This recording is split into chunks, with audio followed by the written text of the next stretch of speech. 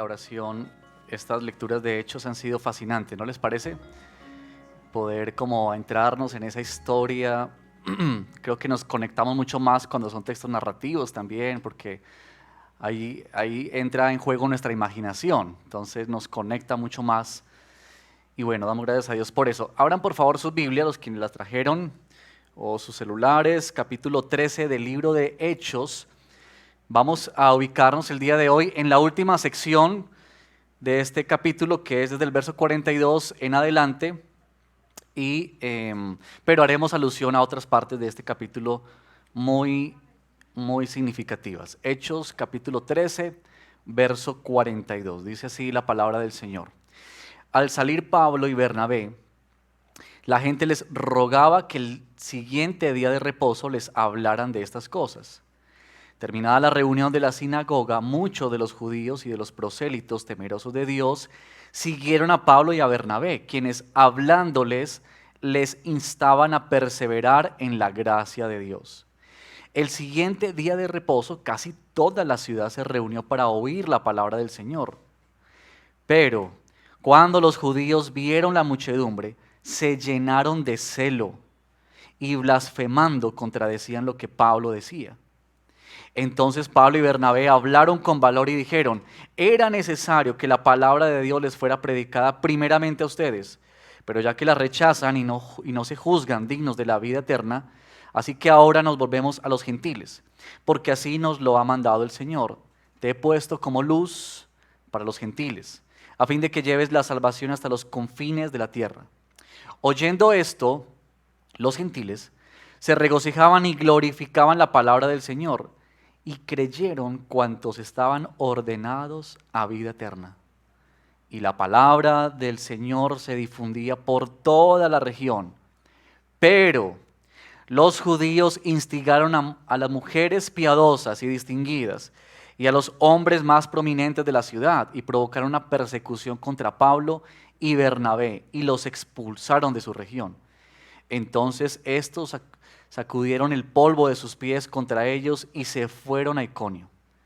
Y los discípulos estaban continuamente llenos de gozo y del Espíritu Santo. Oremos. Padre, nosotros venimos delante de ti como hace un momento cantábamos, con la necesidad de que tú rompas el duro suelo que hay en nosotros. Muchas veces la dureza nos impide que nosotros seamos receptores de lo que tú quieres hablarnos. Y te pedimos por favor que tu Espíritu Santo hable a cada una de nuestras vidas. No porque vienen de mí, Señor, sino porque son tuyas. Y yo te ruego que mientras esta predicación avanza, tú estás hablando a cada uno de nosotros conforme a lo que tú quieres tratar con nosotros. Te lo pedimos, Señor, en el nombre de Jesús. Amén. Bueno, este capítulo 13, hermanos, déjenme darles un poquito de contexto que nos ayuda para saber cómo vamos en la lectura del libro de los Hechos. Del capítulo 1 hasta el capítulo 12, lo que hemos visto mayormente es cómo el evangelio, las buenas nuevas de salvación, se han difundido mayormente en Jerusalén. Eso es lo que ha pasado del 1 al 12. Pero a partir del capítulo 13 hacia adelante, lo que vamos a ver es cómo el evangelio trasciende los límites y comienza a ir a otros lugares más lejanos. Y especialmente esa labor va a estar encabezada en la persona del apóstol Pablo, que el capítulo 13 nos comienza diciendo de que en un tiempo de oración y ayuno el Espíritu Santo ordenó a la iglesia enviar a Pablo y a Bernabé para esta obra a los gentiles, que aquí es donde el evangelio comienza a extenderse, y vamos a ir así hasta el capítulo 28 del libro. En este capítulo 13 en particular, y bueno, yo antes de seguir quisiera mostrarles este siguiente mapa que nos ayuda como a ver un poquito dónde es que sucede esto que vamos a predicar hoy. No sé cuántos de ustedes les gusta ver esos mapas. De hecho, ustedes recuerdan que las Biblias traen mapas al final, que uno casi nunca los ve, pero hace bien de vez en cuando abrir y pensar, bueno, y especialmente en estas historias, que uno pueda pensar, venga, ¿dónde es que está sucediendo eso?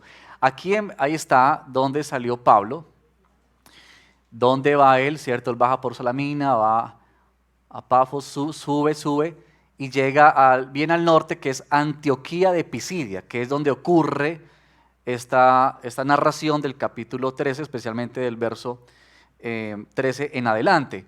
Y es lo que se conoce hoy como Turquía. Ahí está ubicado ese lugar en el que Pablo y Bernabé predicaron y hablaron del mensaje del Evangelio. Entonces es muy importante como situarnos geográficamente dónde está ocurriendo esto. Bueno, pero esta sección final es una respuesta de la predicación de Pablo. Desde el verso 16 en adelante, Pablo hace una predicación o da un mensaje, y verso 42 en adelante tenemos mucho la reacción de qué es lo que sucede luego de esa predicación. De hecho, también en este texto tenemos esa frasecita que, si ustedes de pronto recuerdan bien, es la frase que usamos como lema este año. ¿Se acuerdan de pronto? Perseverar en la gracia de Dios. Ahí está que Pablo y Bernabé instaban a perseverar en la gracia de Dios. Como iglesia, como hijos de Dios, tú y yo somos instados a perseverar en su gracia. Miren, hermanos, este no es una intención bonita de nuestro corazón, a perseverar. Tampoco es un objetivo inalcanzable, ¿cierto? Como cuando uno dice, eso es imposible. Más bien, cuando hablamos de perseverar en la gracia de Dios, tenemos que decir que ha de ser, o es más bien, la realidad objetiva de cada cristiano, que tú y yo experimentamos en nuestra vida como una señal de nuestra fe salvadora. Es decir, perseverar es una indicación, es una muestra de que tú y yo hemos sido salvados por nuestro Señor, es que Él persevera en nosotros. Y hay muchas maneras en las que se evidencia eso en las Escrituras. Cuando uno piensa, ¿qué es eso de perseverar? ¿A qué estamos haciendo alusión? Y la palabra nos habla de muchas formas de qué es eso de perseverar. En nuestro texto, capítulo 13, tenemos algunas maneras en las que nos deja ver cómo luce la vida que persevera, una iglesia que persevera en la gracia. Y eso se va a ver no solamente en Pablo y en Bernabé, también se va a apreciar en los oyentes, en quienes recibieron ese mensaje y creyeron la palabra del Señor. Para eso yo voy a guiarlos por 4 frasecitas, y esta es la primera: que una iglesia que persevera en la gracia es una iglesia que permanece en la palabra. Queremos aterrizar esa idea de perseverar, que no se nos quede como en el aire. Queremos ver tangiblemente qué es esto de perseverar, y tenemos que decir en primer lugar, en base a nuestro texto, que perseverar en la gracia de Dios es permanecer en la palabra. Noten ustedes que desde el verso 42 en adelante, no tenemos el tiempo para leer todo el capítulo, pero ustedes pueden hacerlo en su casa, es la respuesta a una predicación. Una predicación que estaba impregnada de Jesús.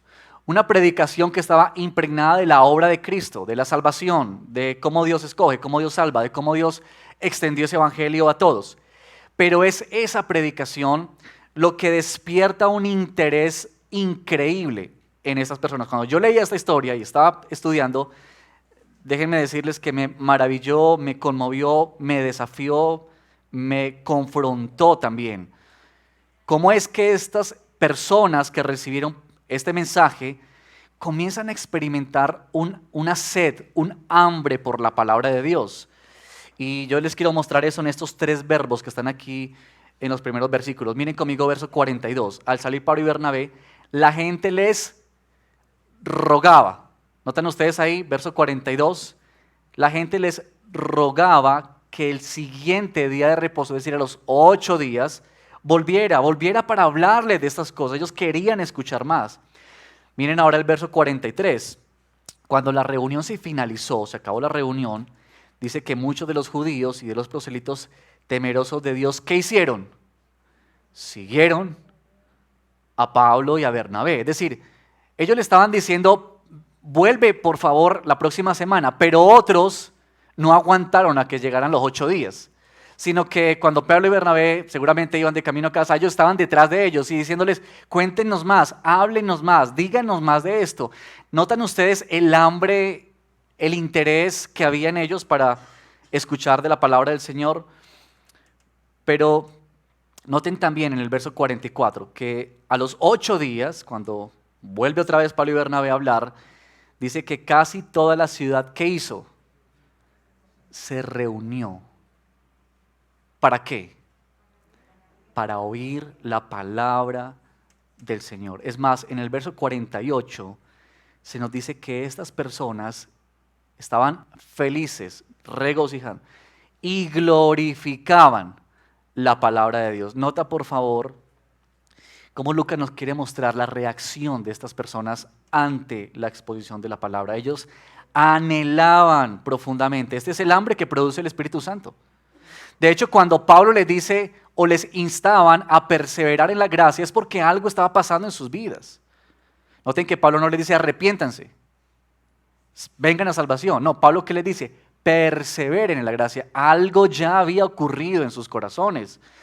Miren que ellos no estaban buscando a Pablo y a Bernabé para encontrar señales de milagros ni evidencias de poder. Ellos no estaban ahí o querían escuchar a Pablo y a Bernabé para que les diera discursos intelectuales o filosóficos. Ellos estaban ávidos de oír la palabra de Dios, de escuchar la palabra del Señor. Esta es la necesidad. ¿Saben que yo leía eso y yo decía, Señor, esta debería ser nuestra práctica cotidiana, de anhelar, desear la palabra del Señor? A veces cuando escuchamos a alguien, por ejemplo, que está cautivado por la palabra de Dios, nosotros solemos decir esto de que, está en su primer amor. ¿Ha dicho usted eso? ¿O le han dicho eso? Que creemos que esa idea de estar apasionados por la Escritura es como de un momento en la vida cristiana. Como que uno va madurando ya y ya deja esas cosas. Pero la realidad, hermanos, es que tú y yo necesitamos con urgencia todos los días de nuestra vida sumergirnos en la palabra del Señor. El gran peligro para nosotros, ¿cuál es? Que la palabra de Dios se nos convierta en rutina. Se nos convierta en algo que hacemos por religiosidad, por calmar nuestra conciencia. Pero cuando uno lee este texto, uno sí puede notar el hambre y la necesidad que había. Ahora, ¿no les ha pasado a ustedes que a veces como que no le encontramos ahora la Escritura? Como que hay días que como que no nos nace tan naturalmente leer la palabra de Dios, como que nos cuesta más. Esa es la realidad de todos nosotros, ¿verdad? Espero que sí, ¿cierto? Que si no me voy a sentir muy mal yo aquí parado. Que luchamos con eso. Esa es la vida cristiana. ¿Por qué nos ocurre muchas veces eso?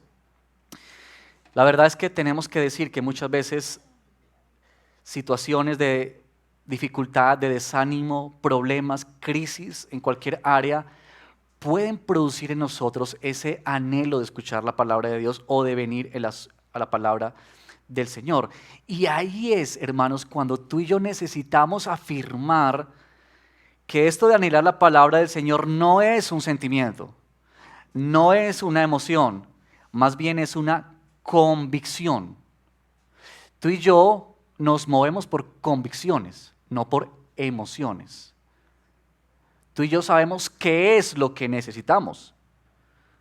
Es como, por ejemplo, cuando nos ha tocado bañarnos, no sé si le ha tocado bañarse usted alguna vez en un lugar muy frío. ¿Le ha tocado? Y por ahí bien temprano en la madrugada, bañarse. Yo no sé cuántos han ido a La Paleta.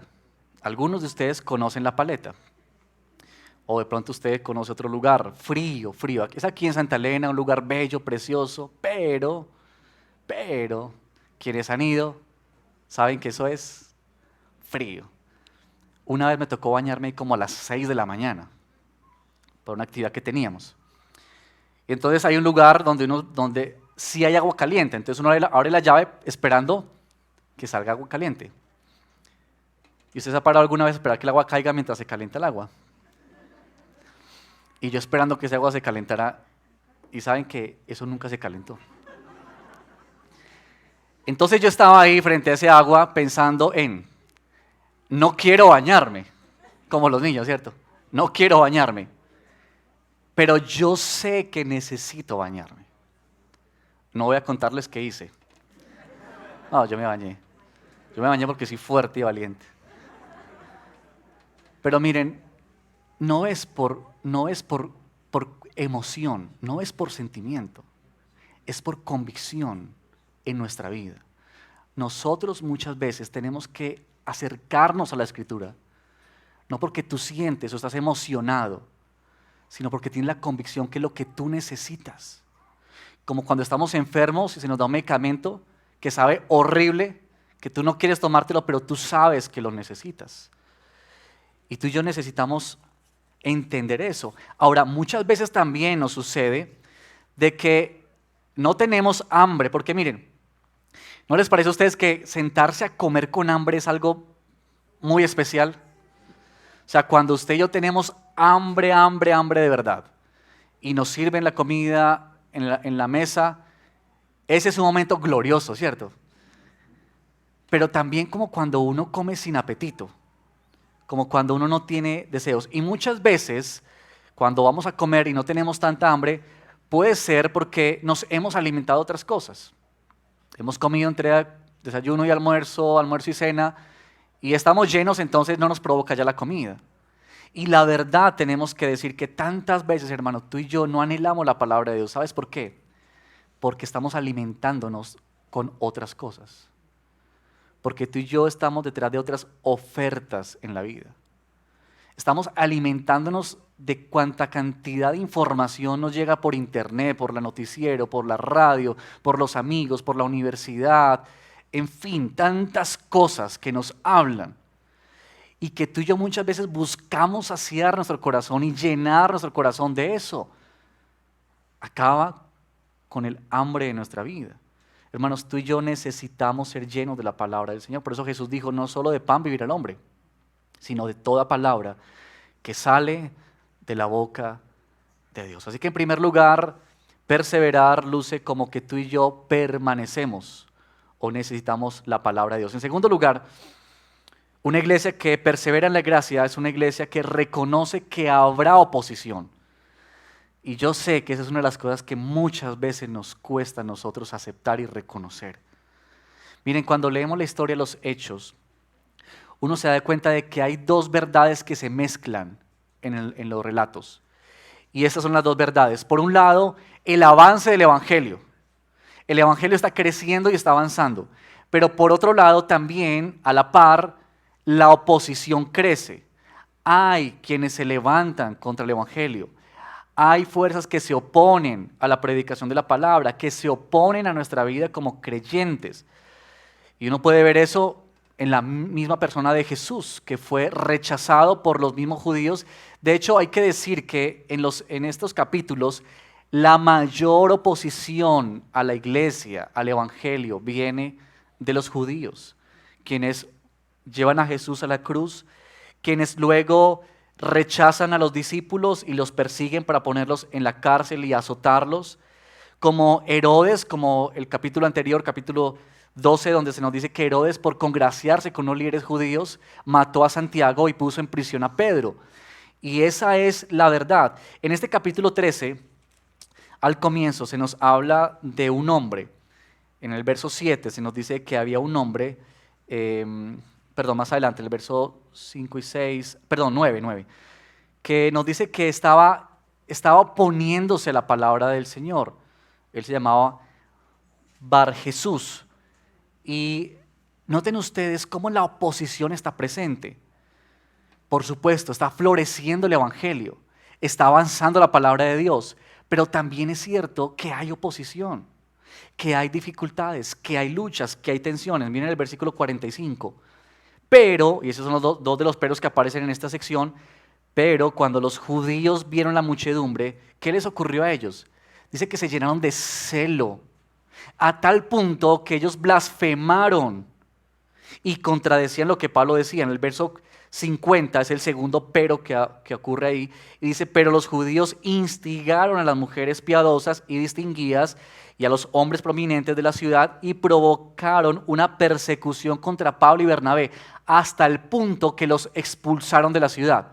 Ahora yo quiero que ustedes, por favor, hermanos, puedan notar lo siguiente.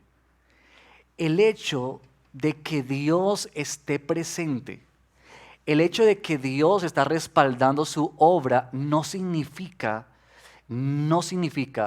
que estemos exentos a situaciones de adversidad, de dificultad, de oposición. Y tú y yo necesitamos reconocer eso, entender eso, meternos eso en lo profundo de nuestro corazón. Porque muchas de nuestras luchas es por eso, es porque no entendemos por qué. Pero hermanos, en ningún lugar de la Escritura se nos ha prometido a nosotros que viviremos sin oposición, que viviremos sin adversidad en ninguna parte. En ningún lado de la Escritura se nos dice que por ser creyentes, hijos de Dios, se nos tiende el tapete rojo para que por la vida andemos por él. No. Más bien lo que uno encuentra es que efectivamente hay cosas que se levantan para oponerse. Y eso no significa que Dios no esté. No significa que Dios se haya ido, que nos haya abandonado, que no nos ame. No. Eso significa que Dios está usando esas circunstancias para formar nuestro carácter. ¿No te parece interesante que en todo el libro de Hechos lo que vamos a encontrar es que la iglesia va a prevalecer en medio de la persecución? Y es que en eso Dios está purificando a los suyos. Como cuando Pedro escribe su carta, le escribe a una iglesia que está siendo perseguida y él les dice, no se extrañen por estas pruebas. Y más bien les muestra la idea de que Dios está purificando sus corazones a tal grado que es mucho más importante que el oro, que se pone en altas temperaturas. Y él dice, Dios está usando esa oposición, esa lucha, esa dificultad para purificar nuestros corazones. Pablo entiende también eso. En 2 de Corintios, capítulo 4, verso 7, voy a leerles este pasaje que dice, está hablando Pablo, pero tenemos este tesoro en vasos de barro. Y mira lo que dice Pablo, para que la extraordinaria grandeza del poder sea de Dios, dice él, y no de nosotros. Ahora mira lo que sigue diciendo Pablo. Afligidos en todo, pero no agobiados. Perplejos, pero no desesperados. Perseguidos, él admite eso, pero no abandonados. Derribados, pero no destruidos. Llevamos siempre en el cuerpo, por todas partes, la muerte de Jesús, para que también la vida de Jesús se manifieste en nuestro cuerpo. ¿Se dan cuenta? Cuando tú y yo estamos en esa oposición que enfrentamos, en esa situación que tenemos que encarar, no es que Dios no pueda hacer algo, o no es que Dios se haya desentendido, sea insensible ante nosotros. Más bien es que los planes de Dios son mayores a los nuestros y sus pensamientos son más altos que los nuestros. Porque nuestro Dios, para Pablo ahí en Corintios, lo que él entiende es que en medio de todas esas cosas es Dios quien nos sostiene. Es Él quien nos afirma en la fe. Él nos está moldeando. Está haciendo la imagen de Cristo en nuestra vida. Él está quitando nuestras impurezas. Él está siendo glorificado en nosotros y a través de nosotros. Él nos asegura su presencia, su cuidado, su amor, su misericordia, su gracia, su fidelidad.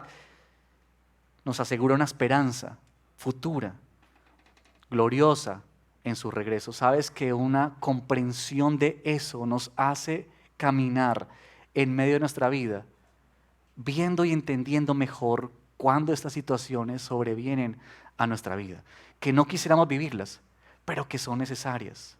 Y que Dios permite eso, no porque Él no esté o porque Él no pueda hacer algo, sino porque Dios quiere hacer algo en nuestra vida, trabajar algo en nosotros, formar el carácter de Cristo. Ahora, eso nos conduce, hermanos, al tercer punto de este sermón, que está en el verso 46, y es apreciar cómo es que Pablo y Bernabé respondieron a esta oposición. Porque aquí nos dice qué es lo que Pablo hace. Mire, verso 46. Entonces Pablo y Bernabé hablaron ¿cómo? Con valor, otras versiones dicen con denuedo o valentía también. Pero noten ustedes esto, que una iglesia que persevera en la gracia de Dios es una iglesia que responde con valor. Valor ante los desafíos, valor ante la oposición, valor ante las circunstancias difíciles y adversas que tenemos. Este es Pablo y Bernabé. ¿Saben que ellos no fueron intimidados cuando recibieron esta oposición, sino que interesantemente Lucas nos dice que ellos respondieron, hablaron con valor. Recuerden ustedes cuando Pedro y Juan fueron apresados al comienzo de este libro, los Hechos, y dice que los cogieron a ellos, les prohibieron hablar del Evangelio, les dijeron, lo vamos a dejar en libertad, pero ni se les ocurra volver a hablar de este tal Jesús. Y dice que después de azotarlos, los dejaron libres. Y entonces Pedro y Juan se fueron a donde estaban los discípulos que estaban reunidos orando, y entonces les contaron estas cosas y la iglesia comenzó a orar. Ahora lo interesante es esto, que la iglesia no oró diciendo, Señor, elimina la persecución. Señor, que nunca más suframos. Señor, que nunca más nos azoten. No, esa no fue la oración. La oración de los discípulos ese día y la iglesia ese día junto con Pedro y Juan fue esta. Señor, danos de nuevo valor y valentía para seguir anunciando tu evangelio. Hermanos, tú y yo necesitamos valor para ser cristianos en medio de un mundo que es hostil, que es desafiante, que es agresivo con el evangelio.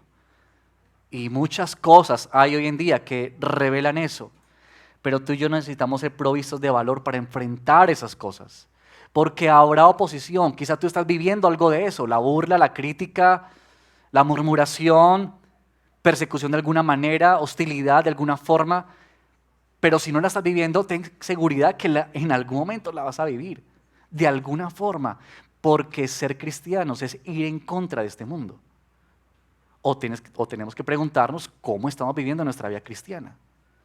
Pero ser creyente siempre va a ser como algo que fastidia en un mundo que no quiere escuchar de Dios, que no quiere saber de Jesús, que quieren simplemente hacer lo que quieren, lo que desean, y no quieren regirse, ni humillarse, ni someterse al Señor. Pero este valor, hermanos, no lo tenemos en nosotros mismos. De hecho, lo que es propio de nosotros es el miedo, es el temor. Pero el valor es un fruto que se nos es dado por el Espíritu Santo. Hermanos, este valor no es positivismo, no es pararnos todos los días frente al espejo y decirnos, tú eres un campeón. Eso no es tener valor. Si fuera así, no, pues qué fácil, ¿cierto? Pero realmente tú y yo no tenemos ese valor. Ese valor nos es dado por nuestro Señor en la obra de su Espíritu Santo que habita en nosotros. Es Él quien nos lo da, es Él quien nos lo entrega. Y Él nos lo da en la medida en que tú y yo conocemos y entendemos más quién es nuestro Dios. Eso no es un acto de magia. Es que en la medida que tú y yo comprendemos quién es nuestro Dios, que Él es Señor, que Él es dueño de todas las cosas, que Él gobierna nuestra vida, que no hay una hoja de un árbol aquí en este universo que se caiga sin su voluntad, que Él conoce cuántos cabellos tenemos en nuestra cabeza, algunos más fácil contar que otros, pero Dios sabe todo. Si tú y yo tenemos esa convicción en nuestro corazón, hermanos, eso es lo que nos conduce realmente a poder tener valor para enfrentar estas cosas desafiantes en la vida. Así que una iglesia, una vida que persevera en la gracia de Dios es que responde con valor ante los desafíos que se nos presentan. Y en último lugar, una iglesia que persevera en la gracia de Dios es una iglesia que vive para la misión. Verso 48 y 49, versos fascinantes que Lucas nos relata aquí y nos dice lo siguiente. Oyendo esto, o sea, esta palabra de que ahora el evangelio sería dado a los gentiles, y Pablo no está diciendo que él nunca va a predicar a los judíos, no, Pablo luego lo hace, pero lo que Pablo está diciendo es que mayormente su ministerio se va a concentrar en los gentiles. Claro, cuando ellos oyen esa palabra, dice que se regocijaban y glorificaban la palabra del Señor. Ahora, noten por favor la siguiente frase. Y creyeron. ¿Quiénes creyeron ese día? ¿Quiénes creyeron? Miren por favor, ¿cuántos estaban ordenados a vida eterna? Noten por favor lo siguiente. Y la palabra del Señor se difundía por toda la región. Miren, aunque había oposición, aunque los más prestigiosos de la ciudad se reunían para expulsar a Pablo y a Bernabé y perseguirlos, ¿saben qué ocurría? La palabra de Dios seguía creciendo. Y eso nos comunica una cosa: los planes de Dios nunca son frustrados. Dios no es un Dios que se frustra. Dios no es un Dios que está pensando, no me salió esto. No, Él es el Dios que lleva a cabo lo que se ha propuesto, lo que ha decretado. Eso debe conducirnos a nosotros a un gran ánimo en nuestra vida, porque esta es la misión que Dios te ha entregado a ti y a mí, de anunciar el Evangelio. La iglesia de Antioquía entendió eso, por eso enviaron a Pablo y a Bernabé, y la iglesia va a participar mucho de esa misión. Pero han entendido que su misión es predicar el Evangelio, es anunciar el Evangelio. Pablo y Bernabé han entendido también esa misión, por eso han emprendido este viaje y otros viajes más que veremos más adelante, pero han entendido esta idea. Ahora, aquí es importante hacer una claridad o una aclaración doctrinal, que está en el verso 48. Cuando llegamos a esta expresión, y creyeron cuantos estaban ordenados a vida eterna, tenemos que decir lo siguiente, hermanos. Esta es una de las declaraciones más consistentes, claras y contundentes de que nuestro Dios ha ordenado a unos para salvación.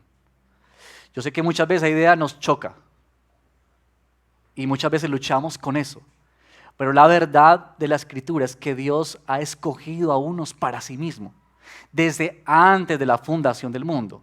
Muchos versos hay sobre eso, que no nos da el tiempo, pero, sin nosotros poder entrar a las razones por las cuales Dios lo hace, lo que sí tenemos que decir es que Dios así lo ha hecho. Este es nuestro Dios. Él no está para rendirnos cuentas a nosotros. Él no está para que nosotros un día digamos, sí lo entendí, entonces ahora sí te acepto. No. Él es Dios, nosotros nos sometemos, nosotros nos humillamos a Él, nos humillamos a su palabra.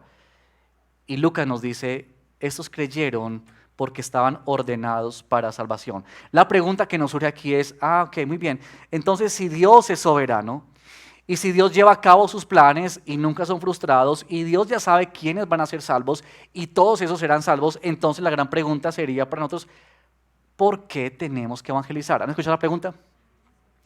Que se nos hace mucho, ¿no? Entonces, ¿para qué evangelizamos? De hecho, muchas veces pensamos eso, bueno, yo para qué hablo, para qué enseño a otros, y finalmente Dios ya sabe quiénes serán salvos, y finalmente Dios los va a llevar a todos. Pero cuando tú y yo entendemos que la salvación es del Señor en primer lugar, que es Él quien ha escogido, quien Él salva, que no somos nosotros, que no son nuestras estrategias, que no es nuestra capacidad o nuestra elocuencia para hablar, que no es nuestra capacidad para entender, sino que es Dios quien produce transformación y salvación. Una vez entendemos eso, también tenemos que afirmar lo siguiente, que Dios ha establecido que la manera de atraer a los otros a salvación es a través de la predicación del Evangelio. Ese es el plan de Dios. Eso es lo que Dios ha diseñado. Dios ha dicho que los que Él ha escogido llegarán por un medio, y ese medio es la predicación del Evangelio. Por eso, en el capítulo 13, Pablo nos habla de esto. Miren, por ejemplo, el verso 26. Dice, a nosotros nos es enviada la palabra, noten esto, la palabra de esta salvación. Verso 32. Nosotros les anunciamos las buenas nuevas de que la promesa hecha, y comienza a hablar de Abraham y luego hasta Cristo, pero nosotros les anunciamos las buenas nuevas. Y luego más adelante, en el verso 38, él dice, Él les es anunciado el perdón de los pecados. Noten que Pablo está haciendo énfasis en la comunicación del Evangelio, en el anuncio de la predicación. Y tenemos que decir ante esa verdad o esa gran pregunta lo siguiente. Es cierto que Dios ha escogido a los suyos. Es cierto que Dios va a llevar sus planes contigo o sin ti, conmigo o sin mí. Pero lo cierto es que Dios ha establecido que el medio de salvación es la predicación. Y Él ha escogido que esos medios seamos tú y yo. Que tú y yo somos los que llevamos y comunicamos estas buenas nuevas de salvación. Y eso nos tiene que hacer pensar, hermanos, en que a pesar de que tú y yo somos vasos frágiles, sencillos, de barro, Dios permite que aún así se nos entregue tal tarea. ¿A ti no te parece grandioso que tú y yo podamos participar de esa extraordinaria obra que Dios está haciendo? Sí, que Dios nos permita a nosotros sumarnos a la obra que Él está haciendo en este universo. Eso es glorioso, eso es maravilloso. Y tú y yo tenemos no solamente esta responsabilidad, pero yo creo que tú y yo debemos verlo como un privilegio que el Señor nos ha entregado. Y que tú y yo hemos de ir y predicar, anunciar el Evangelio, ¿cierto? Nosotros no sabemos quiénes son. Alguna vez a Spurgeon se le criticó por esa predicación. Y entonces a Spurgeon le decían, o alguien le dijo, bueno, y si usted habla de que solamente los elegidos van a ser salvos, entonces ¿por qué no le predica únicamente a los elegidos? Entonces Spurgeon tomó una tiza de su tablero y se la entregó a la persona y le dijo, muy bien, márcame con una X en la frente todos los elegidos y yo me encargaré de predicarle solamente a ellos. Hermanos, tú y yo no sabemos quiénes son. Aunque a veces pareciera que nosotros sí escogemos, que nosotros como si supiéramos quiénes son. ¿No les ha pasado que uno mira a alguien y dice, fulano, no, este no, este no? Oiga, es como cuando ustedes han visto que en las empresas, por ejemplo, cuando hay 2 vacantes, se presentan 1000 personas para las 2 vacantes, hay un grupo de personas que filtran, ¿cierto? Y van depurando el grupo, para que finalmente, después de un proceso, lleguen solamente 2.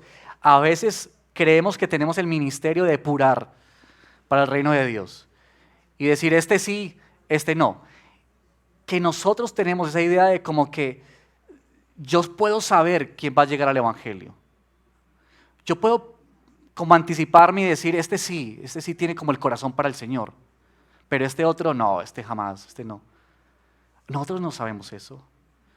Pablo es la muestra más grande de un hombre que persiguió a la iglesia y llega a ser el predicador más exponente del Evangelio en el Nuevo Testamento. Nosotros no escogemos, es Dios. Nosotros no somos encargados de decir quién sí, quién no. Tú y yo solamente somos instrumentos en las manos de Dios para comunicar esta extraordinaria verdad. Ahora, para ir cerrando ya este punto, quiero mencionar lo siguiente. ¿Saben que cuando leí este capítulo me emocionó, me fascinó el verso 36? El verso 36 habla Pablo acerca de, él está haciendo un recuento del Antiguo Testamento. Y en el verso 36 Pablo dice lo siguiente, porque David, está hablando del rey David, y es esto, después de haber servido el propósito de Dios en su propia generación, durmió. A mí eso me fascinó, me cautivó. Les digo por qué. Porque cuando uno lee el capítulo 13 y en adelante, uno se va a dar cuenta que hay una misión, hay un propósito para la iglesia. Dios diseñó la iglesia con un propósito. Nuestro propósito no es otro que el de anunciar el Evangelio. Nosotros no somos llamados a crear edificios hermosos. Por supuesto que lo necesitamos. Pero no sé, cuando ya tengamos un gran edificio, entonces decimos, bueno, pues, como alguien dijo por ahí el otro día, ¿no? Que cuando tengamos la mejor sede de Medellín y sus alrededores, terminó la obra. No. La misión de la iglesia es predicar, es anunciar el Evangelio. Ese es nuestro llamado. Y todas otras cosas son medios para llegar a ese gran propósito. Y Dios nos ha embarcado en esta misión. Y yo pensaba en lo siguiente, hermanos, cuando leía ese verso 36, que Dios nos ha llamado a servir a su propósito para esta generación. Es decir, que tú y yo tenemos algo que hacer. Que Dios nos escogió, nos salvó, no solamente para ponernos en la sala de espera, ¿cierto? Como cuando uno está en la sala de espera, esperando algo, sino que Dios nos llamó para que tú y yo tengamos acción en este reino, acción en nuestra vida, para que tú y yo podamos mostrar que hay un plan mayor, que hay un propósito mayor en nuestra vida. Por supuesto, yo sé que todos nosotros tenemos proyectos, anhelos en la vida, propósitos en la vida, pero yo quiero preguntarte hoy, ¿tú estás dimensionando en tu corazón, en tu vida cristiana, que hay algo que es más grande? o tú puedes entender cómo esos planes y esos proyectos que tú tienes se conectan con el gran propósito de Dios. Porque esa es la misión nuestra. Este es el llamado que Dios nos hace a ti y que me hace a mí. Bien, hermanos, ahí estamos con esto de cómo perseverar en la gracia de Dios. Y hemos dicho que perseveramos en la gracia de Dios cuando tú y yo permanecemos en la palabra, cuando tú y yo reconocemos que habrá oposición, cuando tú y yo respondemos con valor y cuando tú y yo vivimos la misión. Y quiero terminar con estas aplicaciones, está tarde ya, y hacerte pensar en lo siguiente para entender cómo el Señor nos puede ayudar a llevar a la acción, a la práctica este sermón. Y es lo siguiente: Dios promete que tú y yo vamos a perseverar. Es una obra del Señor. Pero también Dios nos llama a perseverar. Esa es una verdad. Contenían esas dos afirmaciones. Así que yo quiero que tú puedas pensar hoy de qué manera tú necesitas perseverar con mayor intención en tu propia vida. Quizá tú hoy necesitas perseverar más, acercándote más a la palabra.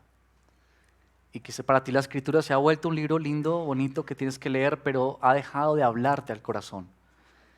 Y tú necesitas ese hambre y ese deseo profundo que había en estas personas para acercarse y oír la palabra de Dios. Quizá tú necesitas perseverar al entender que habrá oposición. Quizá tú que estás aquí hoy estás viviendo momentos de oposición en tu vida. Quizás estás viviendo momentos de adversidad, de dificultad, y tú necesitas entender que eso no ha de ser algo extraño para nosotros, que hemos de entender que es parte del plan de Dios para nuestras vidas, que Dios nos permite pasar por el fuego, no porque Dios sea insensible, no porque Dios nos haya abandonado, no porque Dios no pueda hacer algo, sino porque Dios tiene un plan mejor para nuestra vida. Y porque Dios quiere formarte a ti y a mí a la imagen de Cristo Jesús. Él está colocando sus manos sobre nosotros y está esculpiendo en nuestra vida esa preciosa imagen de Jesús, que solamente las pruebas y muchas veces las dificultades pueden quitar la impureza, la suciedad de nuestra vida. Quizá tú necesitas hoy valor para enfrentar la vida, porque estás con temor, estás con miedo, con preguntas, pensando si vale la pena esta vida cristiana. Estás pensando si todo esto del evangelio y de caminar con Cristo realmente vale la pena, realmente es importante, si hay un futuro glorioso. Tú necesitas hoy quizá perseverar en valor delante del Señor y seguir caminando con esa convicción en tu corazón de que Dios está contigo y que Él te infunde aliento y nuevas fuerzas para seguir caminando, que no es propio de ti, pero que Dios te lo quiere entregar, Él te lo quiere dar. Pero también quizá tú necesitas hoy perseverar sumándote a la misión. Y yo quiero hacer aquí una claridad, hermanos, para terminar.